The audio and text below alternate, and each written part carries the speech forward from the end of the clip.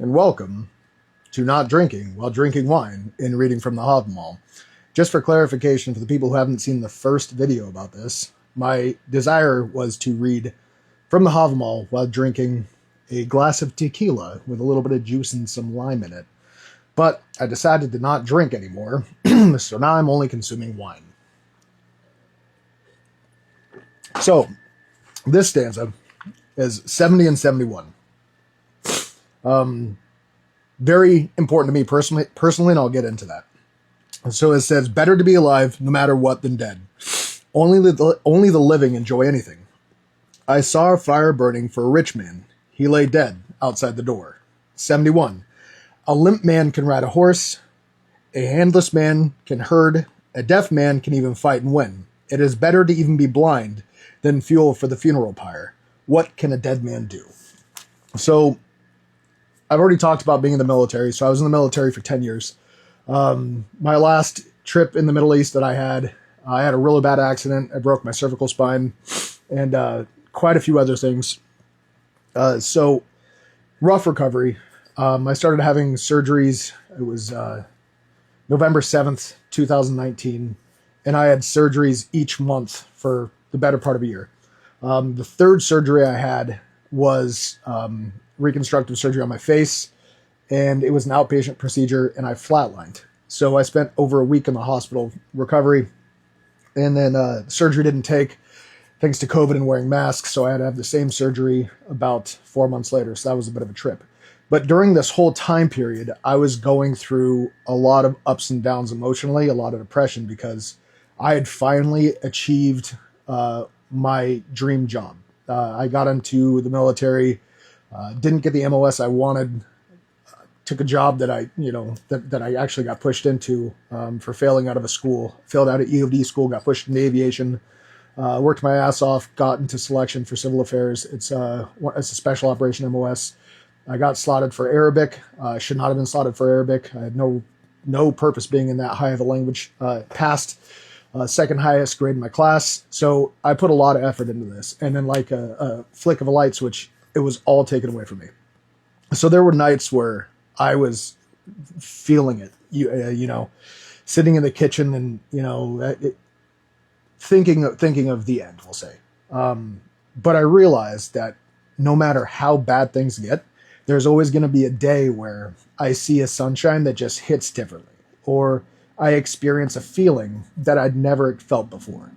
And so these stanzas always hit super hard for me because I was at the point where, concluding the existence seemed a lot more pleasant because I wouldn't have to deal with any of the hardships moving forward. But being able to sit down and reflect that no matter how bad things get, that there is always the potential for a moment of happiness that you've never experienced before. And so when the moments got bad, because I got to the lowest low point you could get to, and I decided that there was no way I could do anything like that.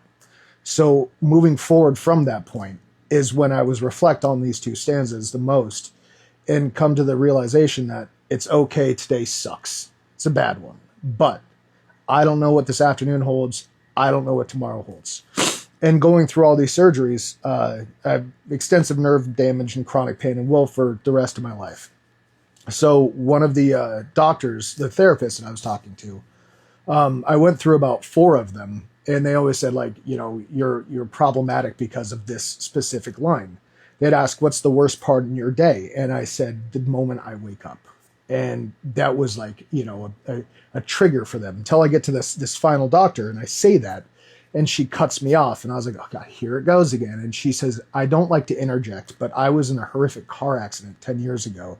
She had an electronic implant to burn the nerves in her lower back. So she's like, dude, I get it. And so in that conversation, it's the realization as well as, okay, this happened, now you're here. What can we do to make the best out of what we got today? So it's kind of like a mindset that you can help yourself get into, where no matter what bad things are happening, clear your mind before you go to sleep, wake up, take a breath, and you're like, okay, I'm here today. How do I make today count for being better than yesterday? and they're not always going to be, it's not always going to be good. Like, you're going to set out to have a good day and it just doesn't happen, or you wake up and you're just in a funk and you're like, fuck it. Today is already fucked starting an hour ago. So just something to pass on, like, and share. No matter how bad it got for me and still does, these stanzas, just the guidance from Odin himself saying, like, hey man, these are things people go through, maybe had even experienced himself, but no matter how long and how much pain, I mean, the guy hung himself from Yggdrasil, stabbed himself in the side, tore his eye out.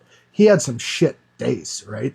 He has been through excruciating pain and still pushed on, seeking knowledge, wisdom, so he can do his best to prevent Ragnarok. He still pushes through, perseveres, no matter how bad it gets. He knows the end is inevitable, and he's still pushing on.